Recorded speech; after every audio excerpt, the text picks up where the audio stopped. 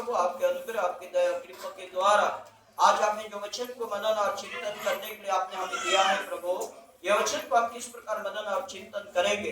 हे पिता, हमें ज्ञान दीजिए, बुद्धि दीजिए, आत्मा शक्ति सामर्थ्य से भरिए, ताकि हमारे सोच विचार, हमारे ज्ञान को दूर करिए। उपस्थित तमाम कलीसिया आपका वचन को सुनकर हृदय में रखकर प्रभु वचन के अनुसार चलने के लिए सहायता कर।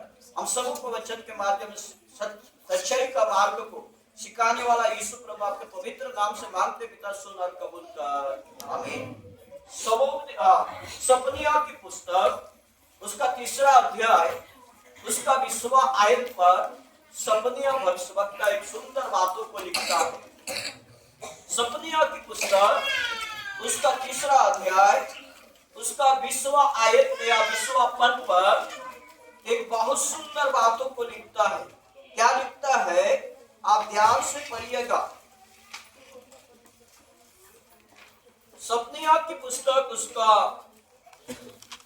3रा अध्याय 20 पद इस प्रकार लिखा गया है, उसी समय मैं तुम्हें ले जाऊंगा और उसी समय मैं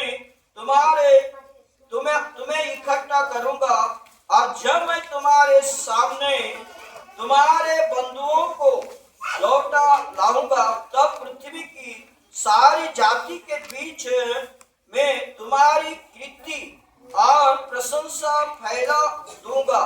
यहोवा की यह वाणी है। कितने लोगों को ये वचन समझ में आया? परमेश्वर अंतिम के दिनों पर ये सब करेगा। अंतिम के दिनों पर परमेश्वर ये सब चीजों को करेगा, और मसीहों के लिए अपने आप को जान देने तक जो विश्वास में मजबूत रहेगा, वो व्यक्ति का प्रतिष्ठित, वो व्यक्ति का सम्मान, वो व्यक्ति का धार्मिकता का फल पृथ्वी के सारे जाति के लोगों के सामने उन्हें दिया जाएगा। इसलिए क्रिस्तीय मंडली, हम अपने इच्छा का अनुसार परमेश्वर की आराधना या सेवा ना करें। हम अपनी इच्छा के अनुसार वचन की संगति में ना रहे। वचन जहां बोया जाता है या वचन को जहां समझाया जाता है, हमको वचन को सुनने के लिए उस स्थान पर जाना है। हम सप्ताह के एक बार ये आराधना, स्तुति, ये पूजा करने का दिन है, और ये पूजा करने के दिनों में हम परमेश्वर के वचन को सुनते हैं, और वचन को सुनकर अपने जीवन में रखकर वो वचन के आधार प्रकार एक कर्तव्य आपका और मेरा है। इसलिए परमेश्वर ने वचन को रखा है। प्रभु यीशु मसीह इसे और क्या चाहता है? प्रभु यीशु मसीह के हजारों वर्ष शासन पृथ्वी पर होगा, और उस समय प्रभु धार्मिकता अधार्मिकता लोगों का न्याय कैसा करेगा, ये सारे बातों को आपने मैंने ये सप्ताह सारा, ये महीना सारा आप लोगों को मैंने बताया है। 2 तारीख को छोड़ दो, ये महीना का 2 तारीख को छोड़ दो, तो मैंने हर सप्ताह शुक्रवार और रविवार में प्रभु के दूसरे आगमन की चरित्रता, या यीशु कहाँ पर आएगा और विश्वासी कहाँ पर जाएंगे और कैसे लोग जाएंगे, ये सारी बातों को मैंने बताया है। इसलिए क्रिस्तीय मंडली, आज हमने जो वचन को पढ़ा है, प्रभु यीशु मसीह का विवाह, प्रभु यीशु मसीह का विवाह के भोजी पर कौन लोग प्रवेश होंगे, प्रभु यीशु मसीह के विवाह कहाँ पर होगा, और विवाह में कितने वर्ष तक कौन लोग उस विवाह के आनंद पर रहेंगे, ये सारे बातों आज हमने देखा है। बाइबल के अनुसार देखते हैं, यीशु मसीह सुसमाचार में स्वर्ग के राज्य के दृष्टांत के बारे में बहुत बार एक दृष्टांत को सारा सुसमाचार पर रखा है।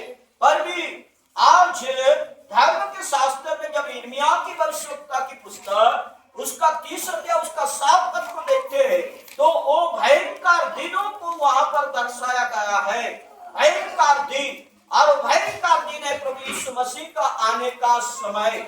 और उस भयंकर दिनों पर इस्राएलियों को, आज आपको मालूम नहीं है, आज इस्राएलियों पर जहां प्रभु यीशु मसीह जन्मे थे, आज भी उस जगह पर लोग शांति से नहीं है। क्या क्यों नहीं है? किसी को पता है? आज भी वो जगह पर युद्ध हो रहा है। क्या हो रहा है? लड़ाई हो रहा है। ये जहां से प्रभु जन्मा है, उधरी से ही कलेश आरंभ होगा। जहां से प्रभु पैदा हुए हैं, उधरी से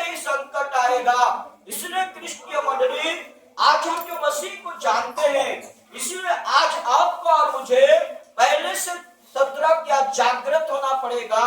काय में, प्रार्थना में, भक्ति में, प्रभु की आज्ञाओं को मानने में हमें जागृत होना पड़ेगा। यदि हम प्रभु की आज्ञा को नहीं मानते तो आप उसके बाद हमें क्या होगा आप स्वयं जानोगे। आप स्वयं को ये सारे बातों लिखा गया है। इसलिए हमने वहां पर देखा भयंकर दिन ऐसा लिखा गया है। बड़ी क्या लिखा गया है? यिर्मयाह की भविष्यवक्ता की पुस्तक 30 अध्याय उसका 7वां पद। हाय हाय वह दिन, हाय हाय हाय कब कर, हाय मनुष्य कब करता है? भाई लोग, हाँ लोग, हाय मनुष्य का जीवन में कब आता है? हाय का शब्द, हाय का शब्द कब आता है मनुष्य के जीवन में? कब आता है हाय का शब्द? जब हमारा शरीर में बीमार या तकलीफ या थकासी ना कि आनंद और खुश और नाचने के या गीत गाने पीने में हाय आता है। क्या शरीर में जब तकलीफ आता है तब उस समय हमारे मुंह से क्या शब्द निकलता है? हाय हाय मोर तकदीर ना, इसी बोलते हैं ना, हाय हाय मेरा कर्म, मुझे हाय, मुझे क्यों ऐसा तकलीफ है ना। बाइबल भी आज उस दिन में क्या क्या सिखा रहा है हमें? हाय मतलब वो दिन कितना दर्दनाक होगा, वो दिन कितना कलेश का दिन होगा, वो दिन कितना संकट का दिन होगा, वो दिन कितना भयंकर विपत्ति का दिन होगा। आप और मैं सोच कर देखिए, आप और मैं उस दिन के लिए विचार करके देखिए। यदि आज आप और मैं और जो मसीह को आज्ञा को मानकर चलते हैं उस दिन पर बचाया जाएंगे।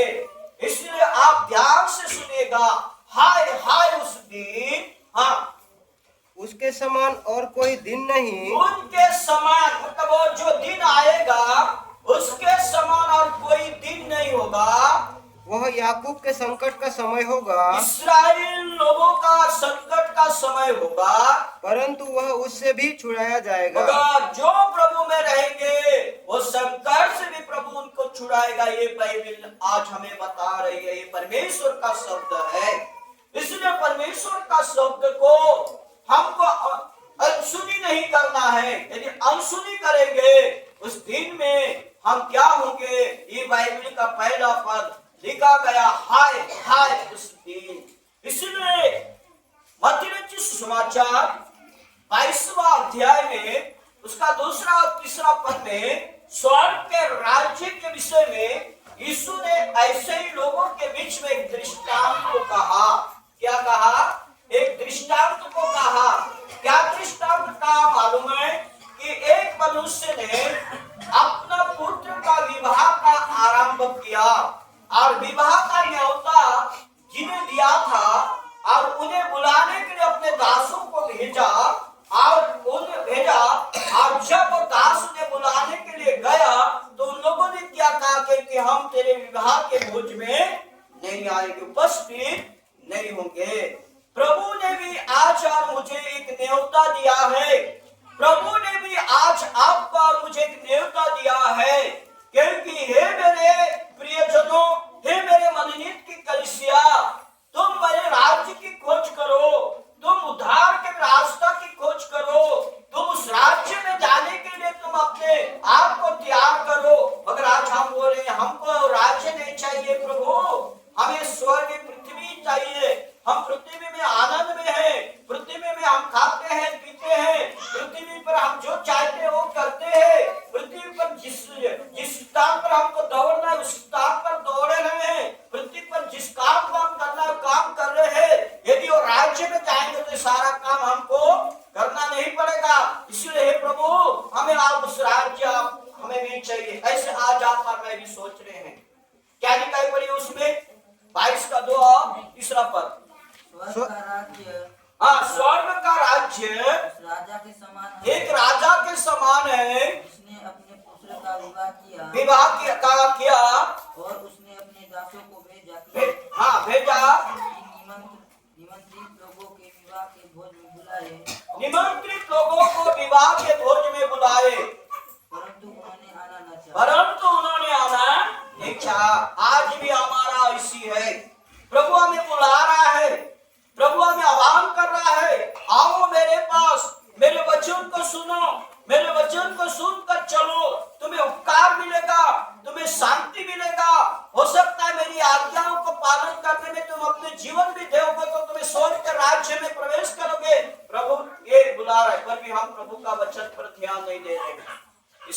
प्रियो, आज आपको और मुझे कैसे तैयार होना है, आपको और मुझे कैसे प्रभु के निकट आना है, प्रभु की दृष्टि में आप और मैं कैसे बनना है।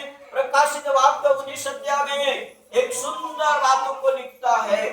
देखो, विवाह मेमने का विवाह आप पूछा है। किसका विवाह? मेमने। मेमने कौन है? बंधुआ मेमना कौन है? यीशु मसीह। यीशु मसीह का विवाह आप पूछा है। इसमें प्रकाशित वाक्य इस प्रश्न के रूप में लिखता है मेरे प्रियो, यहाँ पर लिखा गया है, क्या लिखा गया है मालूम है? आओ हम आनंदित और मगन हो और उसकी स्तुति करें। पहले बात हम देखते हैं आनंद होना, दूसरी बात देखते हैं मगन होना, तीसरी बात देखते हैं हम आनंद रहेंगे, हम मगन रहेंगे, खुश रहेंगे तो परमेश्वर की आराधना स्तुति करेंगे। अरे कब होगा हमको? परमेश्वर की संगति में जाने से, परमेश्वर के धर्म के शास्त्र को सुनने से, परमेश्वर के धर्म के शास्त्र के अनुसार चलने से, तब हमें आनंद मिलेगा, हमें मगन मिलेगा, हमें खुश हो जाएंगे, तब हम परमेश्वर की स्तुति करने पाएंगे। मगर यदि हम परमेश्वर की वचन के आधार पर नहीं चलेंगे तो हम सोचेंगे परमेश्वर की स्तुति आराधना नहीं कर पाएंगे। ये पहला सीढ़ी प्रकाशित वाक्य का है। दूसरा बात हम देख रहे हैं, यहाँ पर लिखा गया है प्रियो, कि मेमने का विवाह आप पूछा है। मेमने का विवाह, इस विवाह के लिए आपको और मुझे तैयार होना है। ये विवाह के लिए किस प्रकार आपको और मुझे तैयार होना है? वो हमारा दूल्हा है, आज कलीसिया उनकी दुल्हन है, इसलिए कलीसिया आप और मैं उस दूल्हा के लिए किस प्रकार तैयार होना है, ये बाइबल हमें सिखाती है।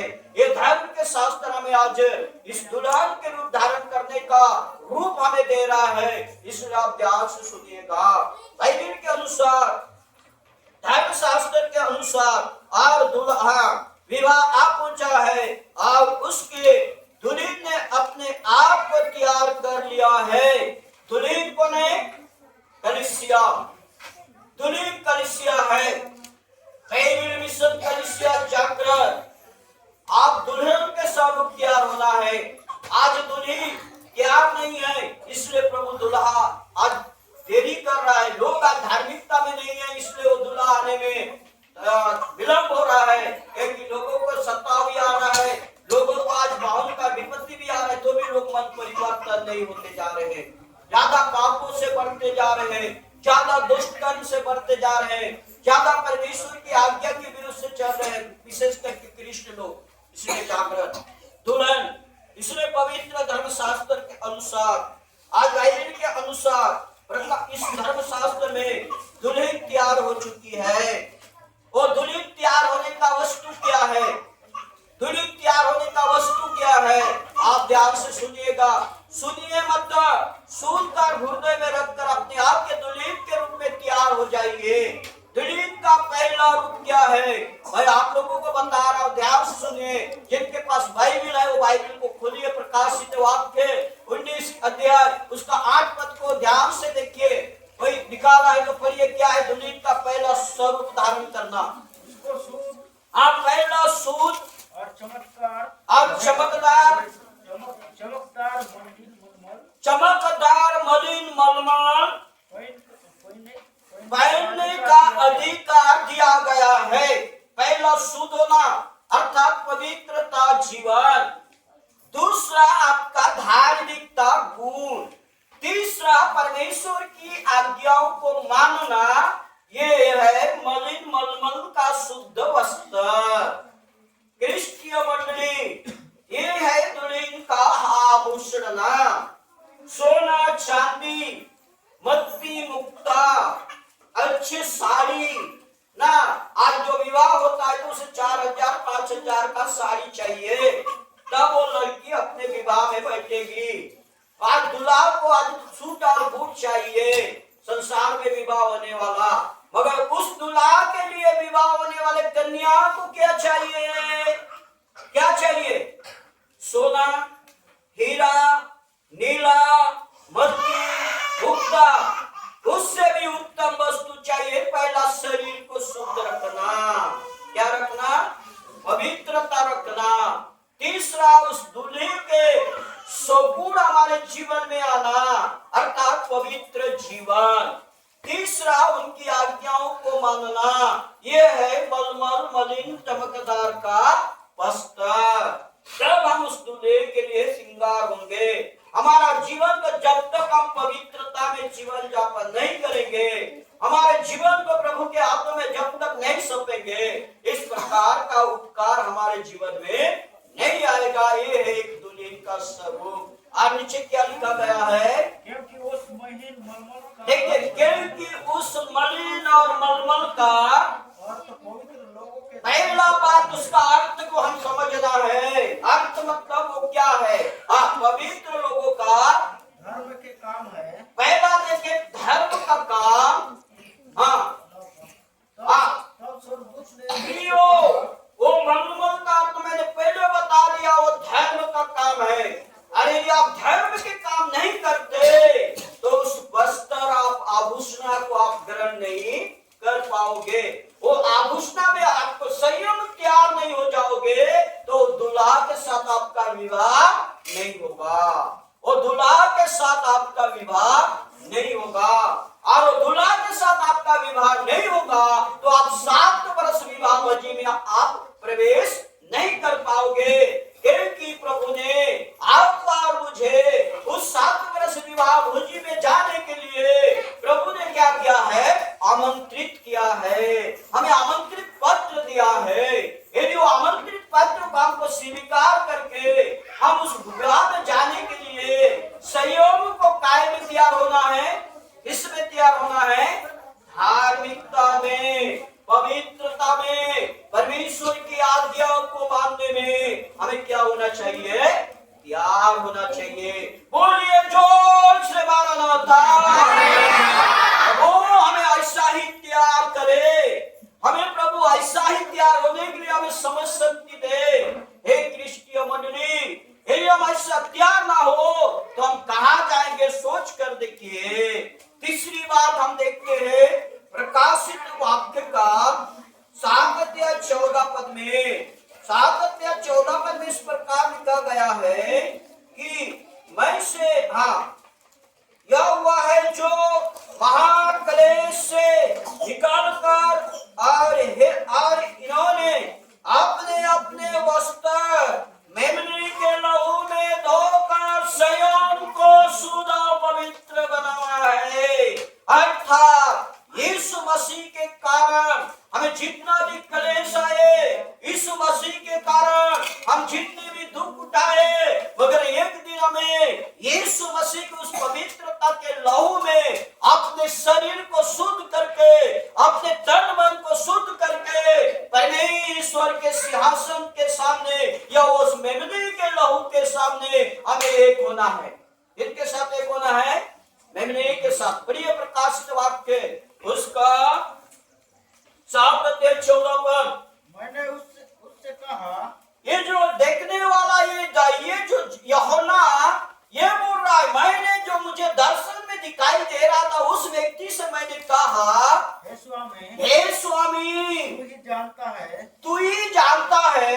उसने मुझसे कहा, वो व्यक्ति जो जिसे मैंने प्रश्न पूछा वो व्यक्ति अभी मुझसे कहता है, ये वो है हे प्रश्न पूछने वाला यूहन्ना, ये जो लोग वो लोग हैं जो उस महाक्लेश में से निकल कर आए, जो महाक्लेश में से निकल कर आए हैं। इन्होंने अपने अपने वस्त्र को इन्होंने मेमने के लहू में धोकर पवित्र किए हैं। इनके लहू में धोना है हमको, अपने आप को इनके लहू में, परमेश्वर के पवित्र लहू में धोकर हमको शुद्ध और सफेद बनना है। मेरे प्रियो, ये है दुल्हन का स्वरूप धारण करना। ये है दुल्हन का स्वरूप धारण करना। ये मत सोचो मैं पुरुष हूँ और पुरुष का कैसा शादी होगा। चाहे पुरुष हो चाहे स्त्री हो, प्रभु के लिए सब एक बराबर है। इसलिए चाहे पुरुष हो चाहे महिला हो, चाहे जवान हो चाहे जवान हो या जवानी हो, हम प्रभु के लिए तैयार होना चाहिए। बुढ़ाप हो, हे मेरे जनों, हम परमेश्वर के लिए तैयार होना है, यीशु मसीह के लिए तैयार होना है। हम यीशु मसीह को मानना है, यीशु मसीह के संगति में हमें चलना है, क्योंकि बाइबल हमें बताती है। तीसरी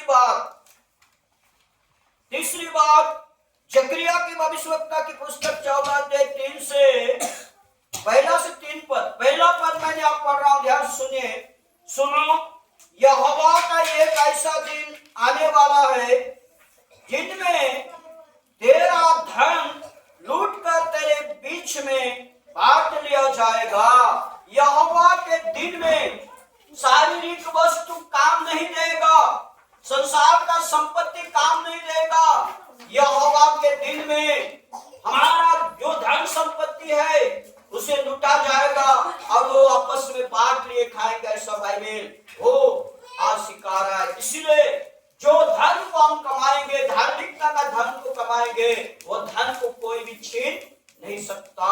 इसलिए धन को कौन छीनेगा? धार्मिकता धन को शैतान। शैतान को अवसर मत दो, शैतान कोई नहीं है। हो सकता है हमारे जीवन में कोई प्रकार की भावना उत्पन्न होगा, आज मैं चर्च नहीं जाऊंगा, इधर जाऊंगा, मैं वो काम करूंगा, वो काम करूंगा, चर्च जाने से मुझे कुछ फायदा नहीं होगा। ऐसे शैतान कई प्रकार परमेश्वर के वचन को सुनने के लिए हमें नहीं लाएगा। हाँ, हम चर्च भी आते हैं, यदि हम ध्यान पूर्वक नहीं बैठेंगे, इधर उधर नाना प्रकार की हमारा सोच विचार रहेगा, वो भी एक शैतान की समान चाल है मेरे प्रियो। इसलिए हम चर्च आने से पहले शनिवार की रात्रि पर या हम सुबह उठकर हमको प्रार्थना करना है, प्रभु आज मैं आपके पवित्र चरण में जब जाऊंगा, मैं आपका पवित्र वचन को सुनकर मैं अपने हृदय में रखने के लिए मुझे सहायता दीजिए, मदद कीजिए, ताकि मैं आपका वचन को सुनकर अपने हृदय में रखूं, उसके अनुसार चलूं। प्रभु कोई प्रकार की मुझे डिस्टर्ब करना, मुझे अनेक प्रकार की वादा डालने वाला विचारधारा, अनेक प्रकार की वादा डालने वाला मन मेरे जीवन में कभी भी आने मत देना प्रभु। मैं आपका वचन को ध्यान से सुनूं, वो वचन के द्वारा मुझे चलने के लिए मुझे ऐसे हमें तैयार होकर आना। ये नहीं कि हम जय में समय हुआ ना आया दवाया आया, ऐसा नहीं। दसवीं ने क्या कहा है? निजर बोधीरे प्रभु जी संपदाई न पाए, निजर बोधीरे प्रभु जी संपदाई न पाए, मुझे तेरा वचन करिले बाधा,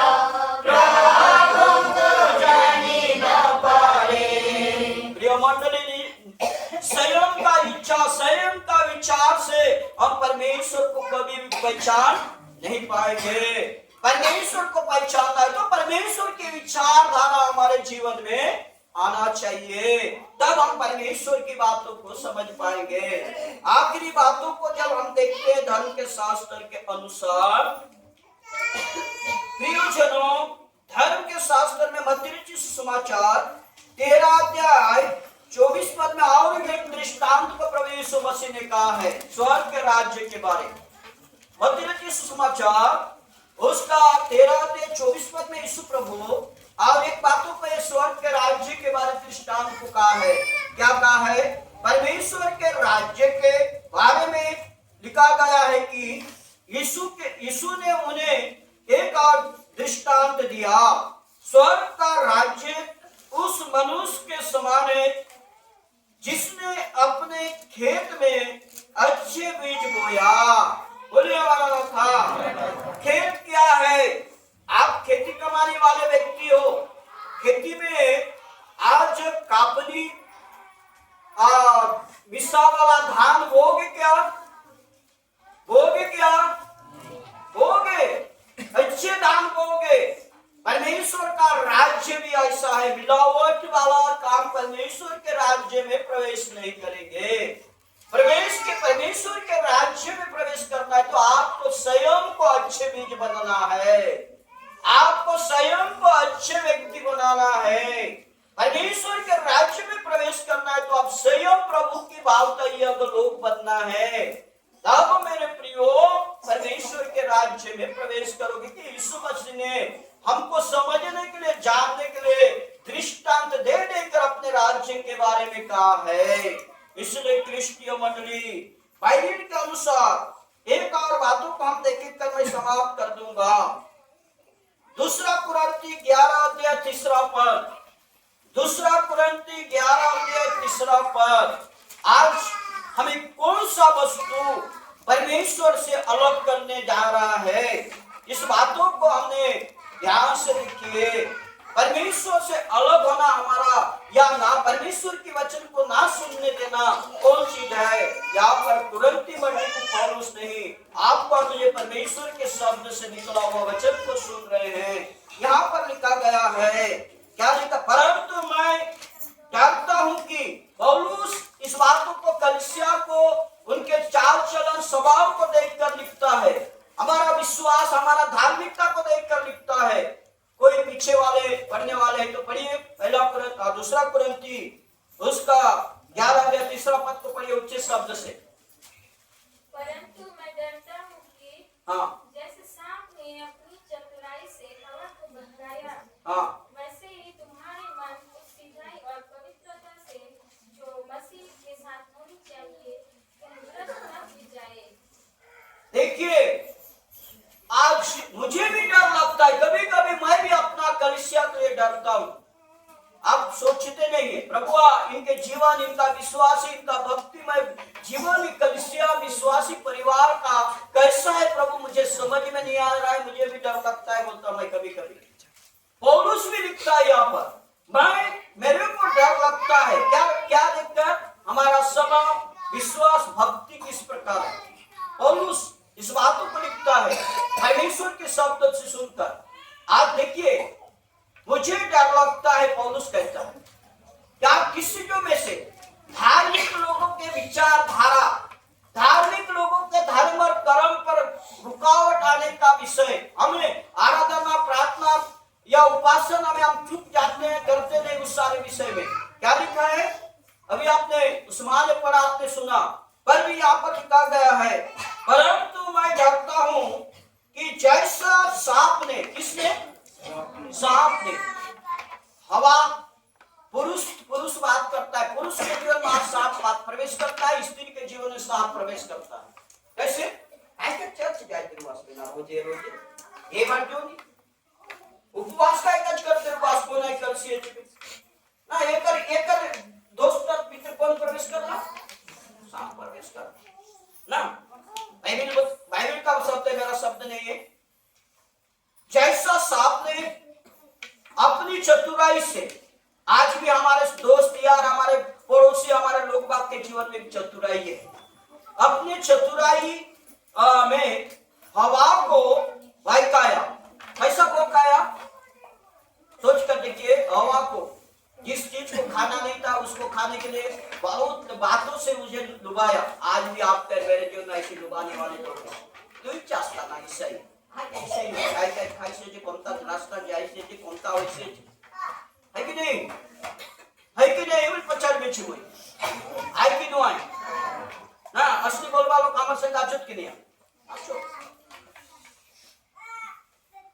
तो है कि ना, सांप बहकाना मगर आज लोग के बहकाए बात, ईसाई लोग ईसाई की ही बहकाए भाई, दूसरा क्षण बाकी लोग तो नहीं। इसी प्रकार यहाँ पर लिखा गया है, हवा को बहकाया, वैसे ही तुम्हारे मन, देखिए वैसा ही हमारा मन, भटकने वाला मन है, दो विचारधारा मन है, वैसा ही हमारा मन उस सिद्धाई अर्थात परमेश्वर के सच्चाई, सिद्धाई और पवित्रता से, सच्चाई और पवित्रता से जो मसीह के साथ, इनके साथ, मसीह के साथ होनी चाहिए, मसीह के साथ होनी चाहिए, हाँ, कई भ्रष्ट ना किए जाए। मसीह के साथ यदि तुम्हें संगति नहीं रखोगे तो तुम्हारा धार्मिकता क्या हो जाएगा, हेलो, क्या हो जाएगा, भ्रष्ट बनने समाप्त। मसीह में संगति नहीं रखने के कारण मसीह के धार्मिकता हमारे जीवन से चला जाएगा। अब चला जाने से क्या प्रवेश होगा, पाप प्रवेश होगा। इसलिए प्रियो, पाप हमारे द्वार दरवाजा पर खड़ा है, पाप को आप कभी भी समय मत दो, अवसर मत दो, शैतान को अवसर मत दो। यदि शैतान को अवसर देंगे, आपका मन भटक गया, आप प्रभु में आने के लिए आपका इच्छा दोबारा नहीं जागेगा। ये है पौलुस का सलाह एक कलीसिया को। कब इस सलाह आखिरी समय में ये सब घटना घटेगा। आखिरी बार बहुत समय हो गया। 9 पर कौन सा 9 पर? कौन सा 9 पर? हाँ, प्रकाशित वाक्य बढ़िया क्या लिखा है? यह लिख के धन्य वे हैं हाँ, धन्य वो लोग हैं, वो लोग सब नहीं। धन्य वो है जो मेमने के बिहा के भोज में बुलाए गए हैं। 9 पद बाबू, 19 का 9। तब स्वर्ग 19 का प्रकाशित वाक्य 19 का। तब स्वर्गदूत ने मुझसे कहा, तब स्वर्गदूत ने मुझसे कहा, यह लिख कि यह लिख की धन्य वे हैं धन्य वे हैं सब नहीं, ये लिख की धन्य वे हैं जो मेमने के बिहा के भोज में बुलाए गए हैं। कौन लोग धन्य हैं? बाहर रहने वाले या मेमने के साथ विवाह में सम्मिलित लोग? विवाह होने वाले धन्य हैं कि खाने वाले धन्य हैं?